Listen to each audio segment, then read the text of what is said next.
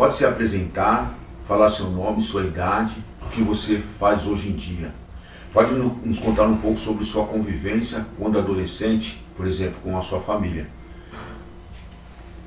Bom, meu nome é José André de Araújo, meu codinome artístico é André do Rap. E eu nasci no dia 1/10/1971, em Minas Gerais, governador Valadares. Eu vim para São Paulo com 2 anos de idade e morei na Zona Leste, né? Poá, Suzano, morei na Zona Sul, morei um pouco em cada lugar, que eu morava na rua por um certo tempo. E hoje eu sou educador social, sou formado em técnico de drenagem, calceteiro e engenharia urbana. E eu trabalho voluntário em alguns projetos sociais, como de literatura, de poesia, de infraestrutura. Eu tenho um projeto que a gente ensina as pessoas a fazer casas sustentáveis, casas de madeira, dentro das comunidades. E é isso. E na juventude eu tive pouco acesso com a família, que era só eu, minha mãe e meus 6 irmãos, né? Aí fui pro sistema prisional cedo e minha vida foi praticamente dentro do sistema prisional. E eu gostaria que você falasse para nós em qual circunstância você foi preso, quanto tempo passou, e fala um pouco da sua experiência no cárcere.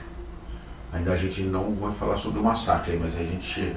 Como que foi essa parte que você falou que foi cedo do sistema prisional? Conta um pouco para nós. Então, eu morei na rua dos 2 anos até os 14 anos, que a gente não tinha paradeiro.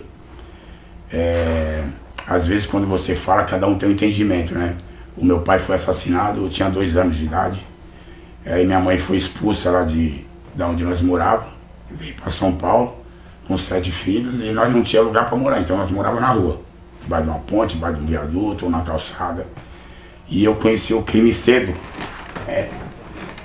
através que eu cheirava cola, morava na rua, então para não sentir fome nem frio, muitas vezes tinha que cheirar a cola para ficar 2, 3 dias sem se alimentar.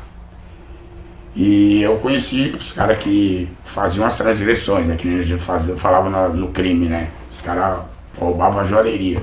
Quando eu era pequeno, menor, dava para mim entrar pelo exaustor. Aí eu aprendi a abrir cofres, né? Então os caras me levavam, eu descia, abria e pegava, descia, estourava, pegava a joia e trocava por 2, 3 sacos de cola. Quando eu consegui ver que aquilo ali, que eu tinha um entendimento, que aquilo ali dava dinheiro, eu tentei vender. Aí fui para vender sozinho, não consegui. Aí eu conheci uma moça que era da vida e ela falou assim, ó, eu posso te ajudar, mas tudo na vida tem um preço. Para mim te ajudar, você vai ter que fazer essas coisas para mim. O que ela pediu? Uma parte do dinheiro que viria e que eu comprasse algumas roupas para ela e eu ajudasse ela. Aí eu comecei a ajudar essa moça.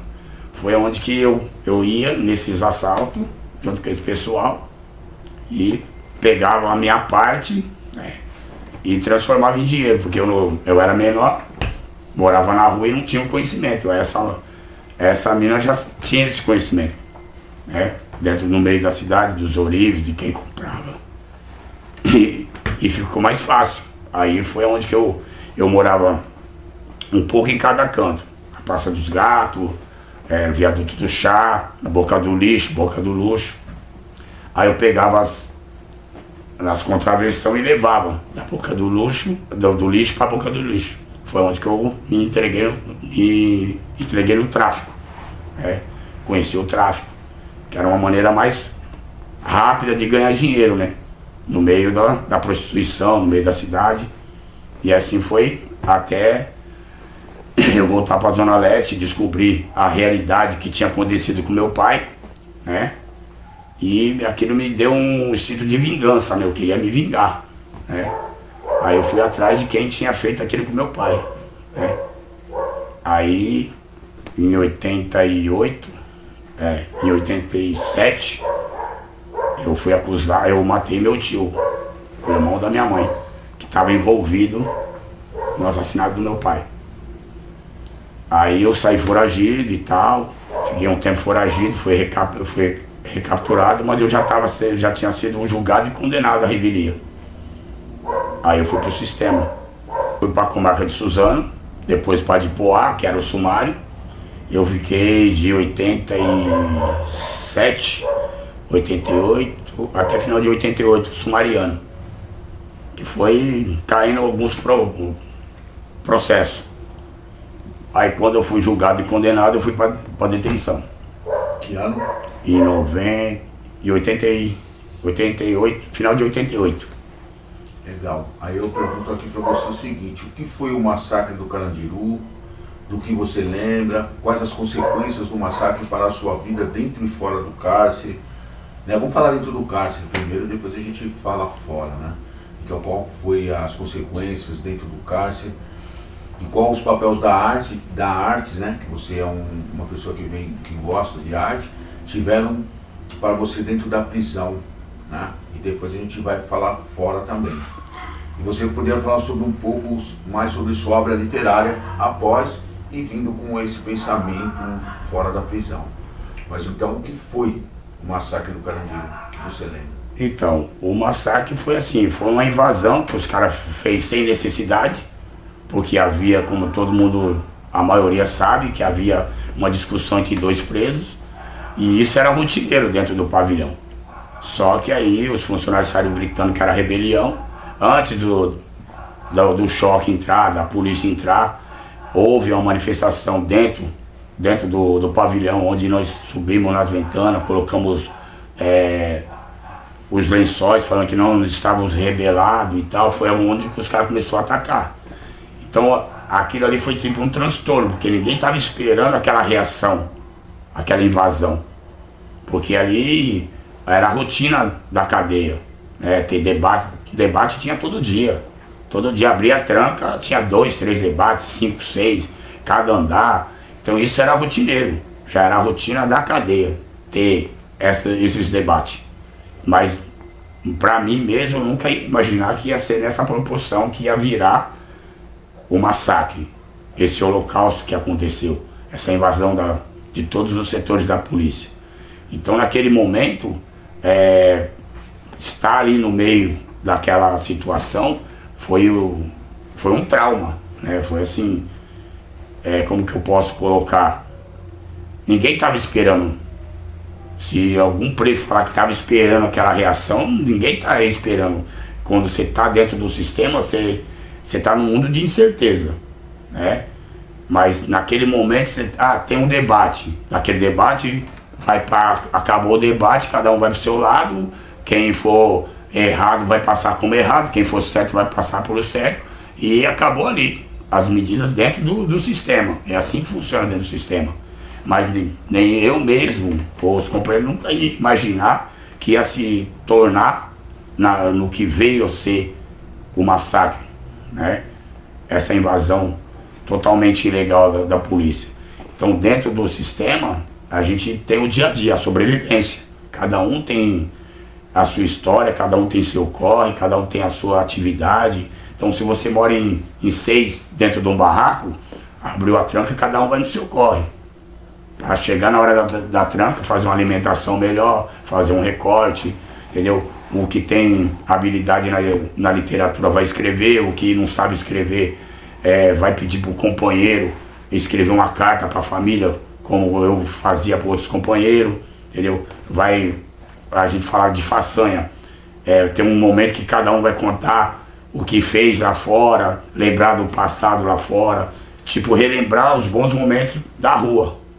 É uma forma de você tirar a cadeia na linguagem do preso, né? Então, a literatura veio na minha vida, eu já escrevia antes, quando eu morava na rua. Mas quando eu cheguei dentro da cadeia, eu senti a necessidade de desabafar.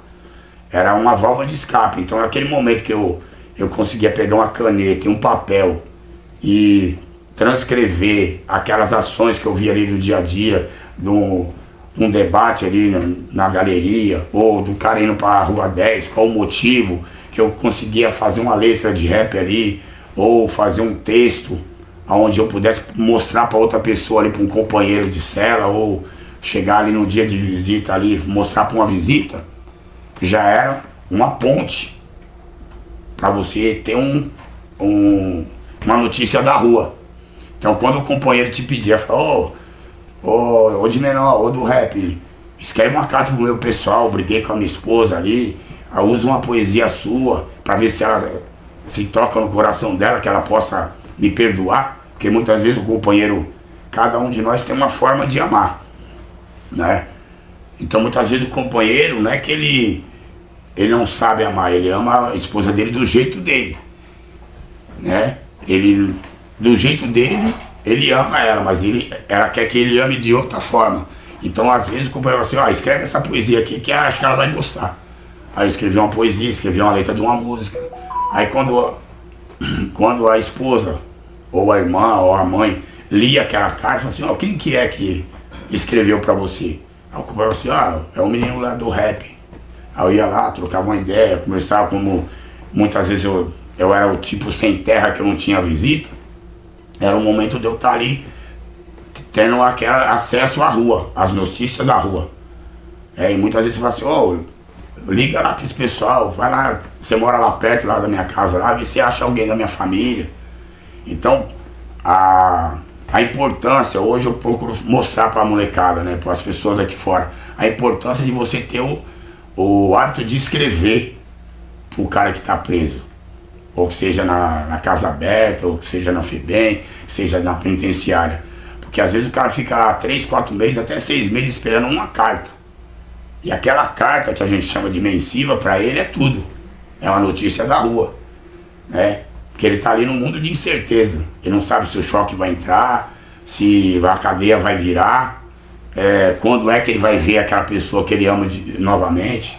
Então naquele momento que você tinha aquele acesso à visita do companheiro, era um momento de felicidade para você, que você fala assim, vou mandar uma carta ali para aquela mina que eu conheci lá, será que ela vai vir aqui me ver?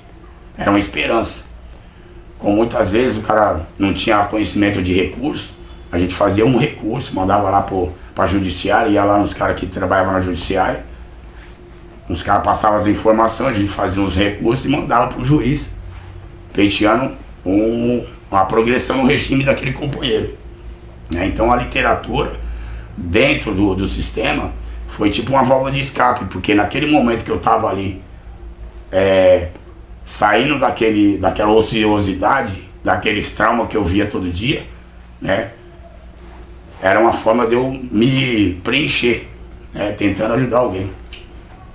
Isso mesmo, então a gente chega nessa parte, aí você já está falando como surgiu o seu interesse pela escritura, pela literatura, sobre o que você escreve, o que te motiva a escrever.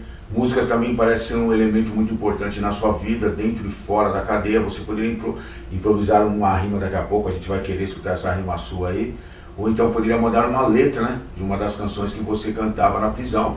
E pode mostrar, pegar dos seus livros, falar a respeito deles, dessa literatura, essas fotos, o que tem a ver, você tá ligado, na sua visão aí com o Pablo. Então, esse livro aqui tem o meu nome, porque assim, dentro da cadeia, né, tem as pessoas, tipo assim, é uma mula, né, que a gente é a linguagem do preso, né, quando o cara tá mulando o outro, tem uma amizade com o outro. Então os caras assim, do rap, mas você fala que é do rap, você não canta, fala que é poeta, mas não faz poesia, só fica escrevendo. Nunca vi você nem na capa do livro, nem no jornal, nem no gibi. Era uma forma de o companheiro zoar o outro, né, brincar com o outro, mular, né. Então hoje, se você vai brincar com um cara aqui fora, o cara já tá querendo te bater, mas dentro do sistema você tem esse carinho pelo companheiro, né, pelo irmão, né, que a gente é um lugar que tem mais socialidade, né, mano. Então quando eu comecei a escrever, eu participei de alguns outros livros, só que a gente não podia assinar como autor, porque os caras falavam assim, não, mas você tá preso, você não tem o direito. Era um chavão que os caras usavam contra nós, e por a gente não ter esse conhecimento, a gente passava as informações e os caras lançavam livro, lançavam música, usava a arte em benefício deles, não em benefício nosso. Então quando eu comecei a escrever esse livro, eu faço questão que minha foto esteja na capa, Ah, mas por que isso? Não, porque assim, se eu sou o André do Rap, eu tenho que ser o André do Rap, tem que estar minha foto ali. O cenário que seja a detenção, que é o pavilhão, que eu vou contar a minha história, né, sobre o massacre, né? Aí eu comecei a divulgar essas letras de rap, essas poesias, em qual eu fiz parte de um festival de poesia no Pavilhão 6, que nós tínhamos um grupo lá que a gente participava, que era o Reunidos por Acaso, que era de um grupo de samba, que era um de cada pavilhão, um de cada quebrada. Então deu-se o nome de Reunidos por Acaso. Então esse grupo atravessava todos os pavilhões, dia de visita, e se apresentava nos outros pavilhões. E a gente ia no bonde, né? O pessoal do rap já fazia a requisição antes, procurava um funcionário para estar assinando para nós no dia de visita estar no pavilhão 7, estar no pavilhão 8, ou no pavilhão 5. Então era uma forma da gente estar divulgando o nosso trabalho, né? Então quando assim veio a proposta do livro, meu mesmo, comigo na capa, para mim foi assim, falei, mano, esse é o momento de eu tentar mostrar realmente, porque todo mundo queria saber quem era o cara que escrevia a música, quem era o poeta marginal, quem era o poeta lá solitário. Então eu usava vários pseudônimos, mas muitos não me conheciam. Quando eu lancei o livro, aí todo mundo foi aquele ênfase, porque todo mundo foi vendo que foi um dos primeiros a falar sobre o massacre. Tinha o outros livros que foi censurado, mas eu só fui conseguir lançar o livro depois que eu saí do sistema, em 2000, né? Essas fotos você tem, pode falar? Então, essas fotos aqui foi na gravação da minissérie Carandiru Outras Histórias, que eu participei, eu, o pessoal do rap. Então assim, os caras fizeram todo um laboratório com os presos, né, pro filme. Então deu uma esperança, né, que a família os familiares dos presos ia receber uma verba, que ia ser um projeto para os familiares e para os presos, os companheiros, só que não virou. Até hoje o filme tá aí, o filme do Carandiru tá aí, as minisséries passou, e até hoje eu não vi nenhuma família, nenhum ex-presidiário, nenhum sobrevivente receber nada sobre isso, né? Teve outros projetos dentro da casa de detenção também, como o Talentos da Aprisionado, que nem eu falei falo nas entrevistas, que simplesmente usaram a arte dos companheiros e não teve nenhum respaldo financeiro até hoje, né? Então, mas serviu de experiência, né, para você vir aprendendo com o passar do tempo, né? Então, tem o Prisioneiro da Grade de Ferro também, que foi feito dentro do pavilhão 8, pelo pessoal da comunidade carcerária, que depois de 20 anos a gente encontra com o pessoal da direção. Aí os caras tentou fazer um acordo com os meninos, mas passaram-se 20 anos, não teve nenhum recurso financeiro para a família, nem para aquelas pessoas que participaram do projeto dentro do sistema, né? Então hoje, quando eu escrevo uma literatura marginal, que é a margem de uma sociedade, e sobre o sistema. Os meus depoimentos é tipo uma denúncia da violação dos direitos do preso, do ser humano, né? Porque independente de cor, raça ou religião, é o direito do ser humano, né? Então quando a gente vai fazer uma entrevista na televisão, ou num canal da internet, ou na escrita jornalística, a nossa causa é essa, é o sistema prisional. O que acontece dentro do sistema prisional e os direitos do cidadão preso. Porque a maioria da população sabe que quando o cara é preso, ele perde a sua cidadania. Ele já perdeu o direito de ir e vir. E muitas vezes ele vira refém desse sistema corrupto que está aí, que todo mundo sabe, superlotação. E a gente luta pelo desencarceramento em massa, né? Porque os direitos do preso é violado a cada minuto. A visita não é respeitada, a visita fica de 6 até 10 horas numa fila, não tem um transporte adequado. Então, por lei, quando você vai estudar o direito, vai ver os direitos do cidadão e os seus próprios direitos, o preso ele tem que cumprir pena perto da sua família. Mas o que o Estado faz? Manda ele para longe. Então, onde a esposa está aqui em São Paulo, ela vai para o interior, ela vai pegar um ônibus, ficar 8 a 9 horas dentro do ônibus, sem condições nenhuma, muitas vezes até passando dificuldade aqui fora, porque o cara não deixou tanto dinheiro assim, né? E o que deixou também vai acabando com o tempo, e muitos se perdem no meio do caminho.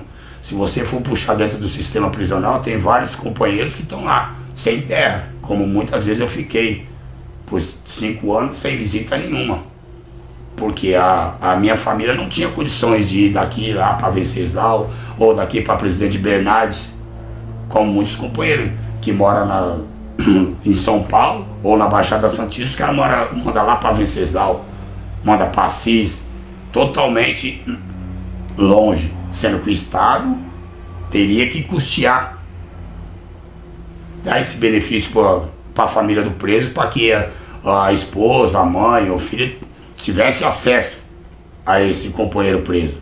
Mas o Estado não...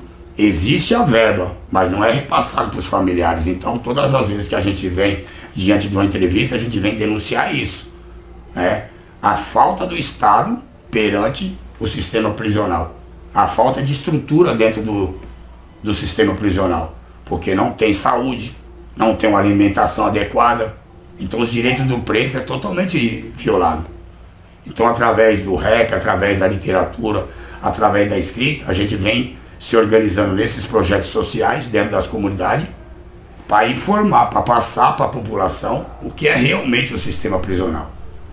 Porque tem uma fala que assim, o crime é maravilhoso, aterrorizante é você estar preso. Você perdeu o seu direito de ir e vir. E a maioria dos companheiros que estão dentro do sistema, eles são torturados.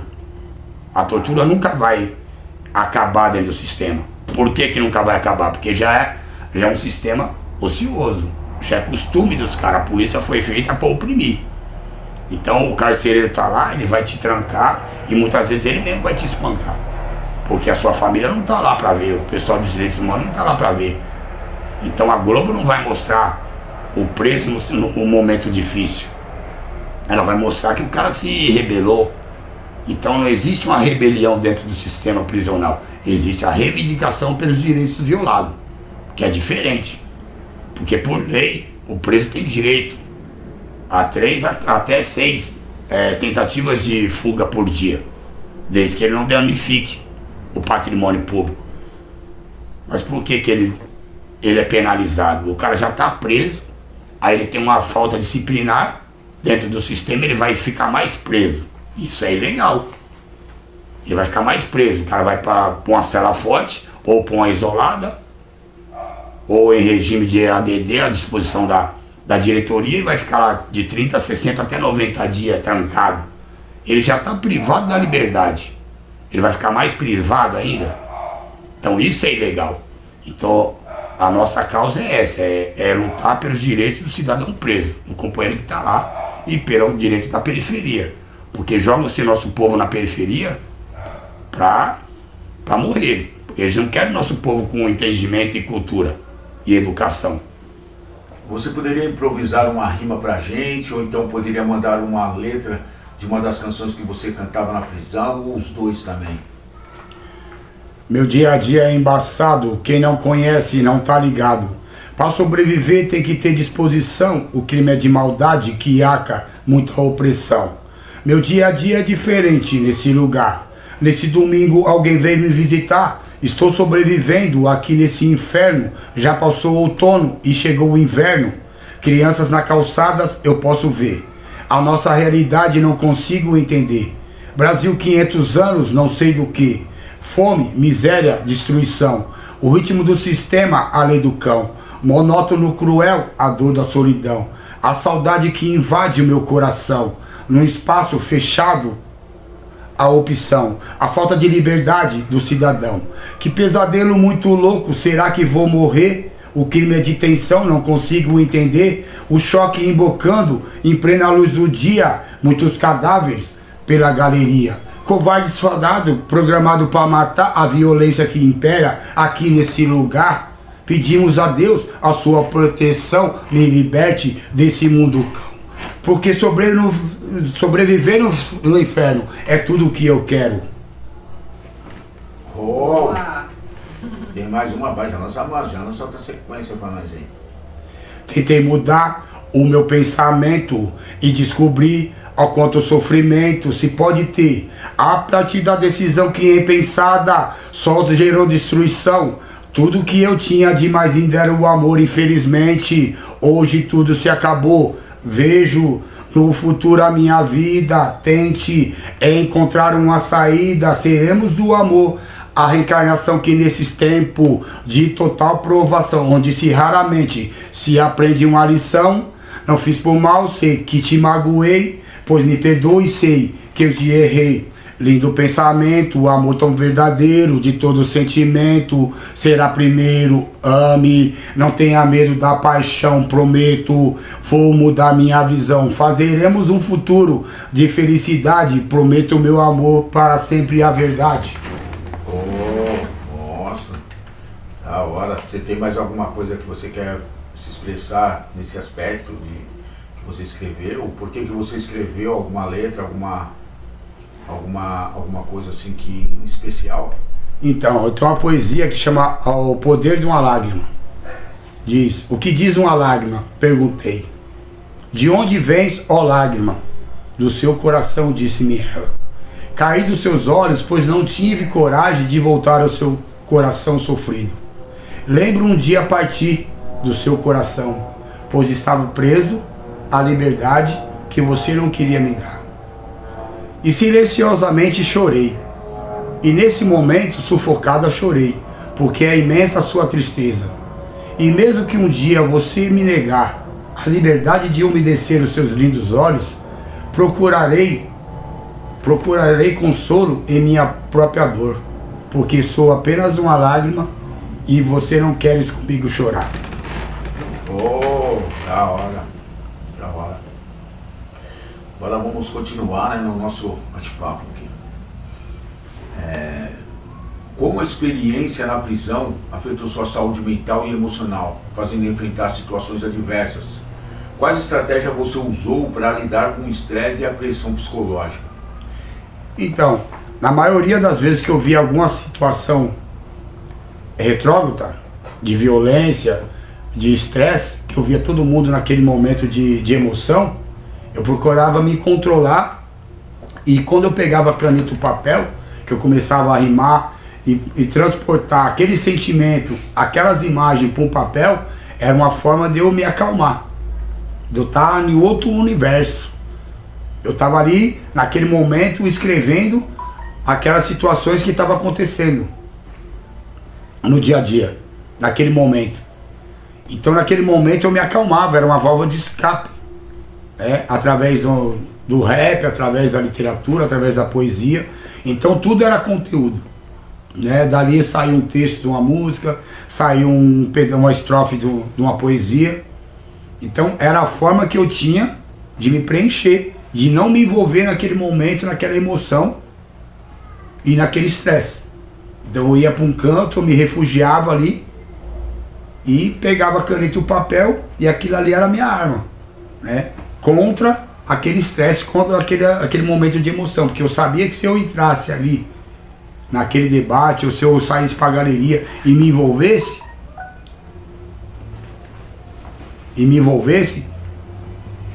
infelizmente ia dar ruim. Então naquele momento passava aquela situação no papel. Aí quando acabava aquele tumulto, eu chamava os companheiros e falava assim: ó, o que eu escrevi sobre isso, o que, é que vocês acham? Aí os caras juntavam aquilo e falavam assim: não, legal, vamos ver o que nós pode. Aí quando passava que nós ia pro setor, o que nós fazíamos? Nós pegávamos os tambores e começava a fazer a batida do rap, de um samba, de uma música, e ali saíam as criações, entendeu? Era uma forma de eu me preencher, né? E não me envolver naquele círculo vicioso, né? Que infelizmente é o sistema prisional, porque só de você estar ali presente você já está envolvido, né? Muitas vezes você entra ali perto de um debate, o cara fala: o que você quer aqui? O que está acontecendo? E tal, aí o cara já fala uma palavra para você que já vai te desagradar, e você já vai entrar no problema. Então você já não está no problema, você já entrou, só de você então é melhor você se afastar. Procurar outros caminhos, que ali dentro do sistema é um labirinto, né? Então você vai ter que desviar de todas as formas. Tem outros seres te olhando, né, mano?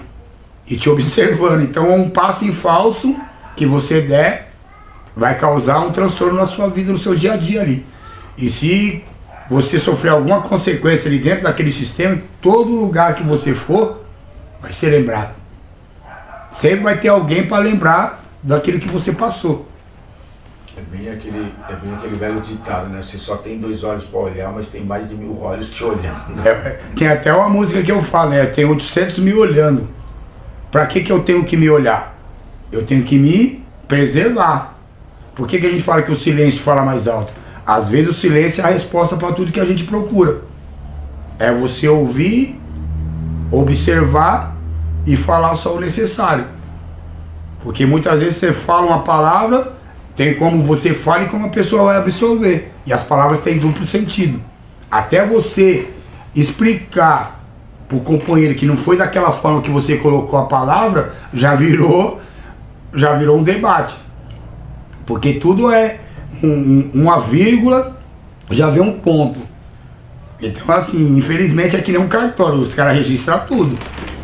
A mente do criminoso é assim, dentro do sistema. É um pegando o deixa do outro. Agora é o seguinte, mano.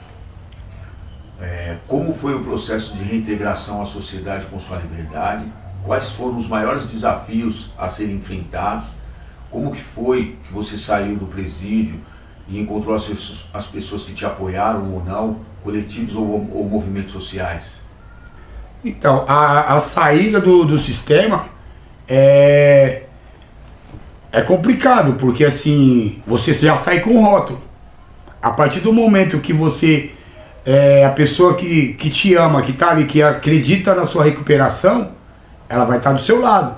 Mas a partir do momento que o cara que é ex-presidiário está dentro de um banco, ou entra num órgão público e começa a conversar com outra pessoa, a pessoa já olha com outros olhos, porque ele já está com rótulo.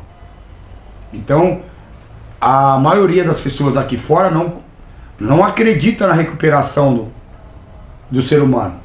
Não acredita que o cara vai sair de lá e vai se recuperar. Então tudo leva o cara pro erro. Então muitas vezes eu vi vários companheiros sair da cadeia e reincidir porque a mulher tá passando uma dificuldade, tá desempregado, o filho tá passando fome. E qual que é o caminho mais fácil? Voltar pro crime, pro tráfico. Ele vai contar a história dele para um companheiro e vai falar, tá ali ó, vai no seu corre. Aí o cara vai chegar em casa, a panela tá vazia, o filho tá chorando. Justifica? Não justifica. Só que naquele momento, ele é o provedor. Então o cara arruma um emprego, aí daqui a pouco passa uma semana, o patrão vai e fica sabendo que o cara é ex-presidiário. Já corta ele do quadro de funcionário. Já é a discriminação. Então, até hoje, eu passo por isso e os companheiros também passam. Então hoje, a gente sendo uma pessoa pública, não é que é mais fácil, mas os caras torcem o nariz. Os caras não querem o preto pobre fudido. Quando você chega lá na Assembleia, quando você chega na faculdade para falar da periferia, para falar em prol do sistema prisional do companheiro que está preso, o próprio juiz que está lá, ele pode ser negro que nem você, mas ele vai torcer o nariz e falar assim, o cara errou porque ele quis. Ele não errou porque ele quis.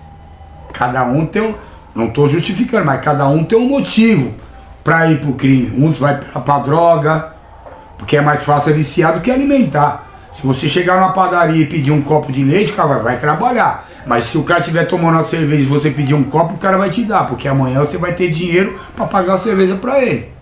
Então, até hoje eu passo por isso. Então, por exemplo, você vai trabalhar numa empresa. Aí o cara fica sabendo que você é ex-presidiário. Opa, vou ficar de olho nesse cara aqui que ele pode estar armando para pegar o carro forte. Já aconteceu isso comigo. Eu fui trabalhar numa empresa de valores como pedreiro à noite. Nós tínhamos que ir lá refazer o que os caras faziam. Tipo, os caras estouravam o caixa, nós tínhamos que ir lá refazer a base. Nós trabalhamos 2 semanas, eu mais 4 companheiros. Na quarta semana, os caras descobriram que nós era ex-presidiário, cortou nós do quadro de funcionário. Por quê? Pelo preconceito. Os caras achou que nós estava lá buscando informação para passar para os caras virem assaltar o banco, mas os caras já tinham assaltado o banco. Então sempre você vai estar com esse rótulo. É que nem uma vez ladrão, sempre o rótulo de ladrão. Então é que nem a prostituição, todo mundo usa, mas fala mal. Então, eu já ouvi de vários policiais, não tem ladrão, bandido bom é bandido morto. Aí se eu vou usar essa frase, policial bom é policial morto, eu não posso falar isso, mas o cara pode falar aqui. O cara fala, ladrão, você tá com a mão cheia de calo de pular o muro. Um dia o cara me parou, saindo de dentro do buraco todo sujo. O cara falou, você tava onde? Eu falei, tava cavando buraco. Aí você tava cavando buraco? Eu falei, eu trabalho na empresa de saneamento. O cara falou, não, isso daí é caro de pular o muro, ladrão. Você nunca vai deixar de ser ladrão.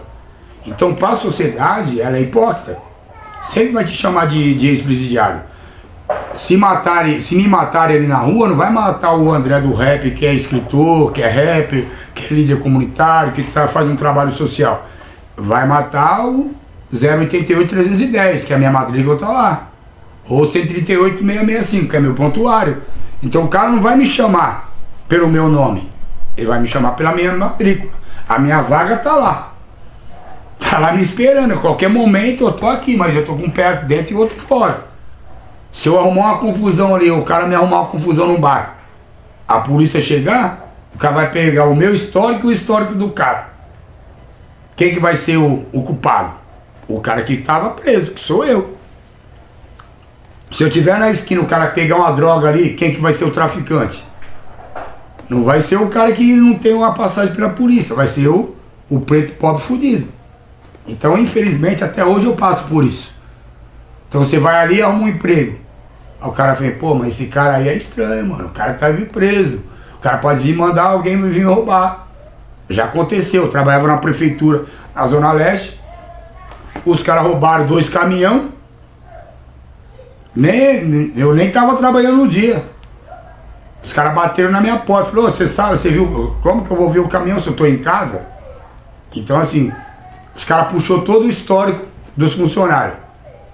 Foi em cima de quem? De quem era egresso, quem tinha saído da cadeia. Então a culpa sempre vai cair no lado mais fraco. Mas não estou justificando, mas é a realidade, é o preconceito. Então hoje tem uma lei, tem que empregar o ex-presidiário. É a lei? Da hora legal, mas ela não funciona. E a relação com os coletivos ou os movimentos sociais que abrangem esse assunto? Então, eu tenho uma boa relação, graças a Deus, e a articulação desde quando eu morava na rua, até dentro da cadeia, pelo pessoal da pastoral carcerária, pessoal do direitos humanos, pessoal da igreja católica. Então assim, quando eu saí, eu já estava ali meio engajado no trabalho social, que a gente já fazia um trabalho dentro da penitenciária, né? Eu fiz um curso de prevenção de DST-AIDS, fazia o curso de teatro com o pessoal do Talentos Aprisionados. Então isso eu correspondia com outras pessoas aqui fora.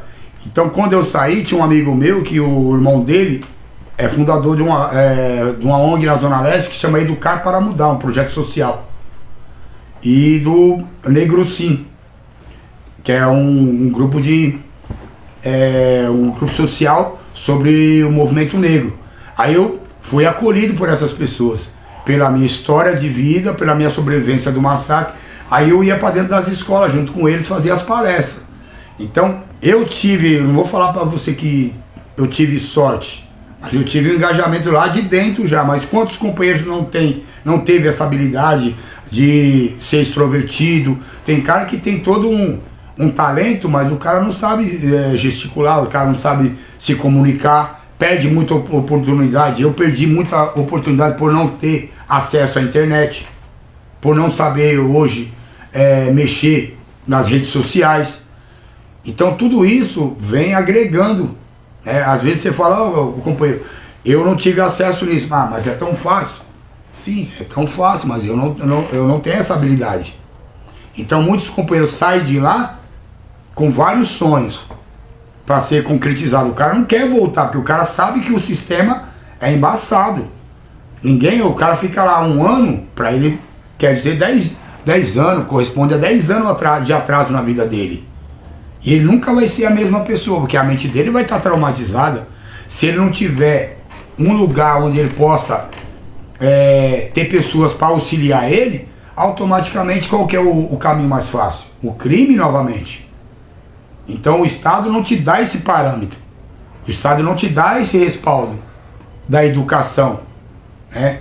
Então, dentro da cadeia a gente a gente estudava através de livro. Porque a visita levava, o funcionário rasgava, nós tínhamos que refazer o livro. Entendeu? Ah, mas hoje tem... Ah, legal, passar na Globo, no SBT e tal, que tem um projeto social para preso. Mas não funciona. Por que não funciona? Porque é só na época da eleição que os caras aparecem falando isso. Mas os caras não vão dentro das comunidades buscar o nosso povo, buscar a família. Os caras não investem na família do preso, do cara que está preso. Então o Estado tem a verba para investir. Mas muitos... É que nem o auxílio detenção, o auxílio reclusão que fala, né? Quantas famílias não sabem desse direito?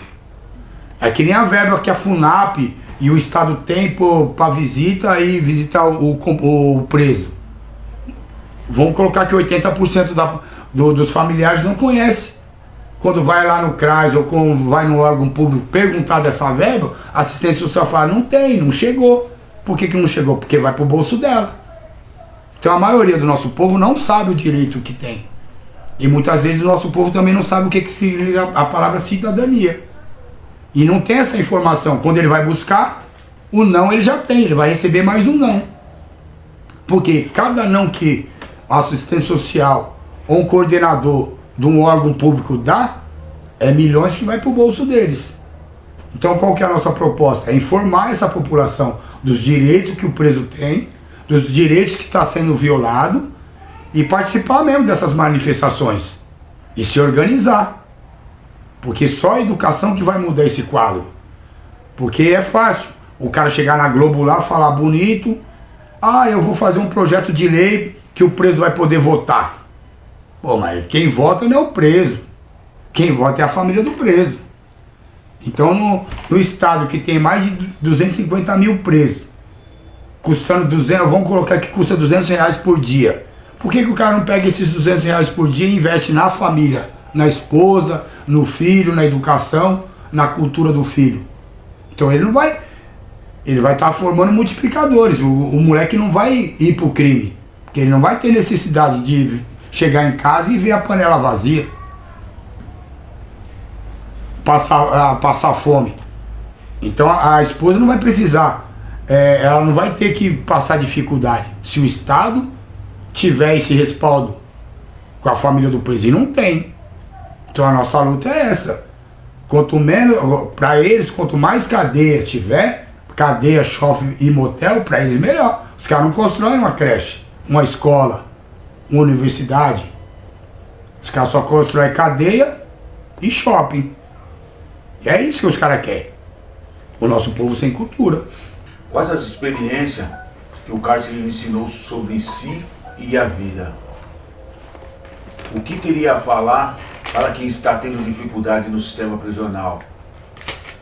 Você acha que a cadeia foi necessária para você se tornar uma pessoa melhor? Olha, cara, eu vou falar a verdade para você. Eu tenho isso como base na minha vida. Eu acredito muito na minha religião, que eu sou espírita. Eu acredito muito que nós somos espírito em evolução. Então a palavra de Deus fala que Deus ele te guarda para te restaurar, para depois te devolver. Então eu acredito que a minha passagem dentro do sistema prisional foi um livramento. Porque da minha juventude, das pessoas que andavam comigo, vamos colocar que 90%, então assim, já se foram. Então muitos voltou para a cadeia, morreu dentro da cadeia, outros morreram em confronto com a polícia, que nem o companheiro meu que era o Daniel do Rap, que era do Conexão Carandiru, que cantava junto comigo. Então assim, eu creio nisso. Eu creio nisso, que Deus ele me guardou para me passar por toda aquela situação para depois me devolver de volta restaurado. Então a minha restauração, cara, é todo dia. Você tem que se policiar todos os dias. Como você fala, como que você comporta, porque você sai do crime, mas o crime não sai de você. Você sai do sistema, mas o sistema não sai de você. Então muitas vezes quando você fala, eu tiro isso como exemplo meu. Como eu faço para sobreviver, né, no dia a dia. E cada um tem uma história. E cada um vai viver aquela história. Eu já vi muitos caras contando história sobre o massacre que nem tava lá. Eu já vi cara contando história que ele não viveu. Então cada um sabe o que passou. Eu passei de uma forma, outro companheiro passou de uma forma. Cada um recebeu daquela forma. Então o que eu tenho a falar com o cara que está dentro do sistema? Meu, acredita no seu sonho, irmão. E eu tenho uma palavra minha que fala assim: sonhar não é pecado. Pecado é não realizar seus sonhos. Por isso que eu vou ser um eterno pecador. Porque nós viemos do pecado, nós viemos do erro. Só que nós temos que errar menos. Então, quando o companheiro errar, é nesse momento que nós temos que ter humildade de estender a mão. Não pisar no pescoço do companheiro. E hoje em dia, a maioria das vezes é isso. O cara vem pelo ego, pelo egoísmo, pelo orgulho. Você vê mais o pisão no pescoço do que estender a mão. Então o cara tá dentro do sistema, o cara já tá lascado, mano. Você vai lascar mais com a vida do cara? Então tem várias coisas dentro do sistema que eu mesmo, quando tava dentro do sistema, não concordava. Mas você tinha que estar dentro do ritmo do sistema. Aqui fora também tem várias coisas que eu não concordo. Mas cada um tem uma opinião. Então o cara tá lá, o cara tem um talento, o cara quer melhorar. Mas vai depender dele buscar essa melhora. Porque aqui fora ele não vai ter que matar um leão todos os dias. Ele vai ter que aprender a domesticar. Porque se ele for matar um leão todos os dias, haja leão, amigo. Porque todo dia vai ter uma dificuldade, todo dia vai ter um problema, entendeu? Isso é fato. E quando você passar o que você está passando para outra pessoa, cada um vai ter um entendimento. Ah, mas será? Aí vem a dúvida. Será que o cara está passando isso mesmo? Mas não é o cara que está passando. E muitas vezes nós temos o orgulho. Quando você chega no irmão que você vai passar o que você está passando, vai falar da sua situação, é difícil o homem pedir pro outro. Porque o cara já tem aquele orgulho dele. Fala, mano, eu sou homem, eu tenho que sobreviver. Mas há momentos que você tem que colocar o pé para trás e falar, mano, eu tô precisando de ajuda. Porque se você não pedir a minha ajuda, como que eu vou saber que eu tenho que te ajudar? Se você não falar. De repente você vê o cara e fala, não, o cara tá da hora, o cara tá legal. O cara tem todo um histórico. Tem toda uma trajetória, mas no meio da trajetória o que ele passou? Qual as tempestades que eles... Muitos não vão passar pelas suas tempestades. Muitos não vão passar pelos seus desertos. Mas cada um tem um destino. Outros evoluem mais, outros evoluem menos. Teve muitos que ficou no meio do caminho. Tem até uma frase que eu coloco na nossa camiseta também, que fala assim, a vida é uma maratona. Muitos ficaram no meio do caminho. Muitos vão te seguir, mas só Deus vai te acompanhar. Então você vai ter vários obstáculos. Então você tem que ser que nem a água. A água ela vai desviando do obstáculo. Ela nunca vai bater de frente. E todo dia vai ter um obstáculo. Então o cara que está dentro do sistema, ele sonha com a liberdade? Sonha todos os dias. Ele está no mundo de incerteza. Ele não sabe se hoje o choque vai entrar, se o bagulho vai virar. Então quando ele sai com aquela expectativa. Mas cadê o Estado? Quem vai apoiar ele é a esposa, é a mãe. Porque a mãe nunca vai ter um preconceito com o filho. A esposa vai acreditar na recuperação do marido. Mas a sociedade não, mano. A sociedade quer mais gente presa. Então, eu acho que o sistema... Eu tenho certeza. No meu caso, serviu de aprendizado? Serviu. E está servindo. Cada obstáculo que eu passo, cada ação retroativa que a polícia tem contra mim, vai me servir de fortalecimento, porque os caras tá vendo que eu estou incomodando. Então quando você vai na televisão, quando você vai fazer uma entrevista, você já virou um alvo. Porque são poucos que se dispõem a falar sobre esse assunto, sobre essas causas. Que a polícia só quer oprimir, mano. O Estado só quer jogar nosso povo para onde? Para a periferia. Você se considera um abolicionista penal e por quê? Se sim ou não? Então, porque assim, eu me considero, porque a abolição penal ela tem que existir dentro de cada um. Não é necessário que o cara seja preso para que ele possa conhecer. Então, Luther King ele falava assim: o dia que o homem for julgado pelo seu caráter, não pela cor da sua pele, nós vai ter um mundo melhor. Então hoje as pessoas mais te condenam do que te absolvem. Então não é necessário o moleque ir para dentro da FEBEM para ele sair de lá restaurado. É necessário que ele não vá, que ele não se entregue no crime. Porque o crime é alicioso, cara. Você perder seu direito de ir e vir é aterrorizante. Então, essa abolição já tem que vir de dentro de nós. Não tem que o cara passar por um sofrimento para ele falar assim, eu vou lutar por essa causa. Então a gente tem que procurar mostrar para essa molecada, dentro da comunidade, que assim, é o inverso. Nós temos que vir de dentro para fora. Não de fora para dentro. Não precisa o companheiro ir preso para correr o risco de morrer dentro de vários massacres que existem dentro do sistema que todo mundo sabe que existe a tortura.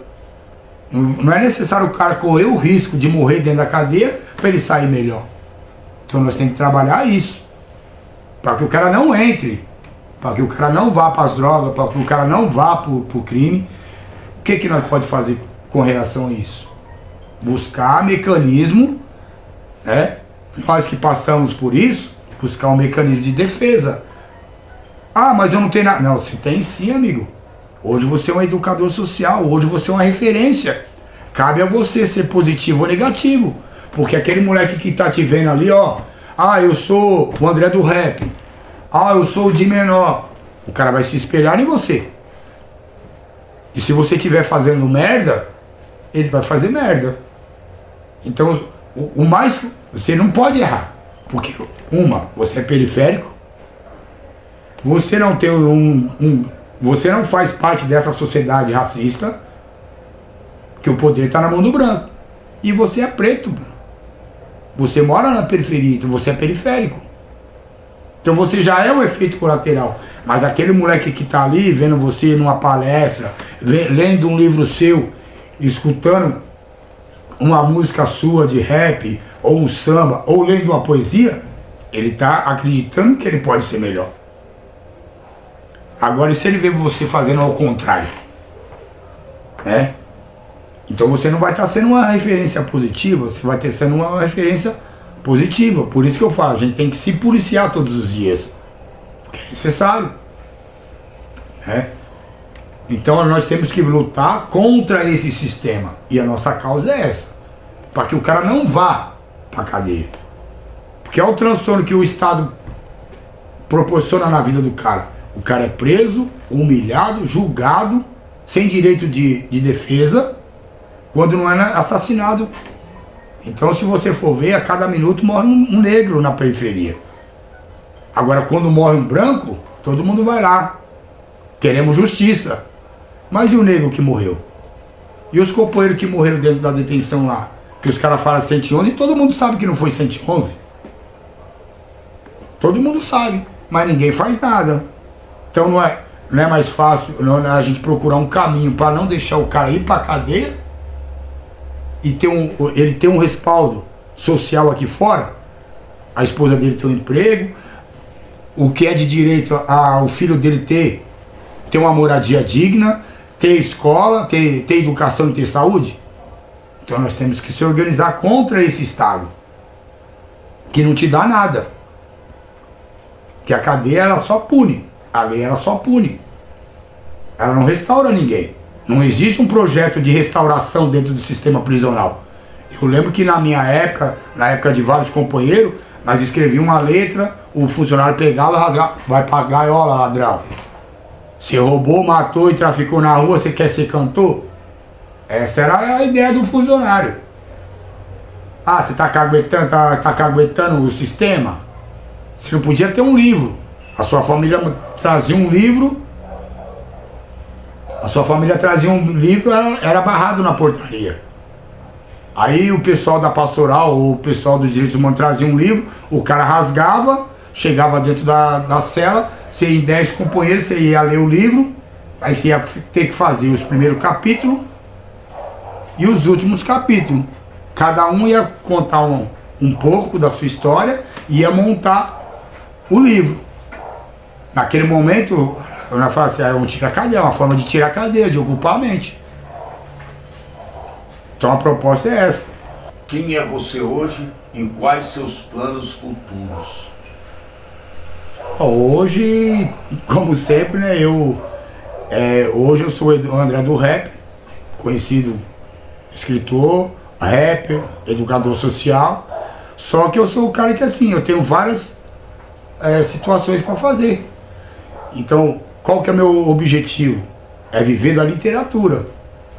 Poder viver para a literatura, pela literatura e na restauração desses companheiros. Todos nós temos um sonho. O meu sonho é esse. É uma ideologia. É lutar por essa causa enquanto eu respirar e buscar mecanismo para que esses moleques não venham passar pelo que nós passamos. Não é necessário. Então você está dentro de uma escola, você entrar, ter acesso.